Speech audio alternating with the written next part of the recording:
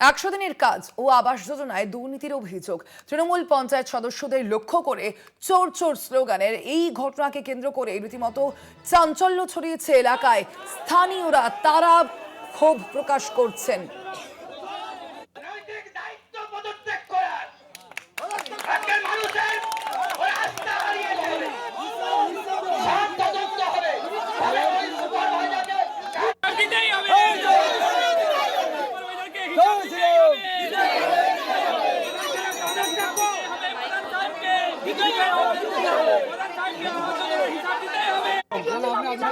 না না সেটা সুপারভাইজাররা প্রতিনিধি ছিলেন, আগের যিনি প্রধান ছিলেন তারা জানতেন কে করছে। কোয়েল রয়েছেন প্রতিনিধি ফোন লাইনে। কোয়েল, ঠিক কি কি অভিযোগ করা হচ্ছে মূলত এই পঞ্চায়েত সদস্যদের বিরুদ্ধে? একদমই দেখো, হরিপুর গ্রাম পঞ্চায়েত নামখানা ব্লকের এই হরিপুর গ্রাম পঞ্চায়েত মূলত তৃণমূলের দখলে থাকা এই পঞ্চায়েত, এবং এই পঞ্চায়েতের বিরুদ্ধে কিন্তু দীর্ঘদিন ধরে ১০০ দিনের কাজের টাকায় দুর্নীতি সহ আবাস যোজনায় কাটমানি নেওয়ার অভিযোগ ঘিরে একেবারে কিন্তু সরব হয়েছেন এলাকার বাসিন্দারা এবং স্থানীয় বিজেপি কর্মী সমর্থকেরা। গতকাল আমরা দেখলাম, গতকাল বিকেল প্রায় 4টে থেকে 4:30 নাগাদ এই হরিপুর গ্রাম পঞ্চায়েতের একটি গ্রাম সভা ডাকা হয়েছিল।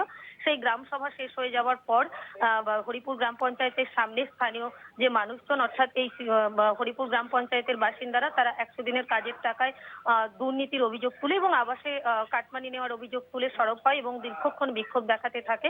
এবং সেই সময় এই হরিপুর গ্রাম পঞ্চায়েতের তৃণমূল সদস্যরা, তৃণমূলের যিনি প্রধান, তাদেরকে দেখে চোর চোর স্লোগান দিতেও দেখা যায়।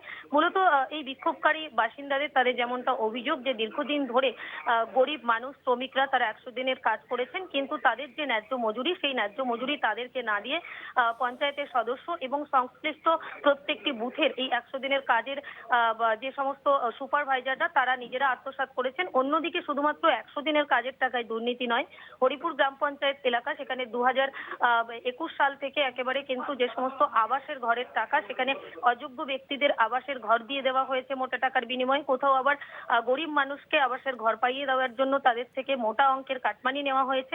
এই একাধিক অভিযোগের ভিত্তিতে কিন্তু সরব হয়ে স্থানীয় বাসিন্দা এবং বিজেপি কর্মী সমর্থকেরা দীর্ঘক্ষণ স্লোগানিং দিতে থাকেন এবং বিক্ষোভ দেখাতে থাকেন। পাশাপাশি তৃণমূল সদস্যদের দেখে চোর চোর স্লোগান দেয়। পরবর্তী সময়ে বিজেপির ঊর্ধ্বতন নেতৃত্বদের হস্তক্ষেপে বিক্ষোভ পরিস্থিতি স্থিতিশীল হয়, বিক্ষোভ তুলে নেওয়া হয়। গোটা ঘটনাকে কেন্দ্র করে রীতিমতন কিন্তু চাঞ্চল্য ছড়ায় হরিপুর গ্রাম পঞ্চায়েত এলাকায়। ধন্যবাদ তোমায় কোয়েল।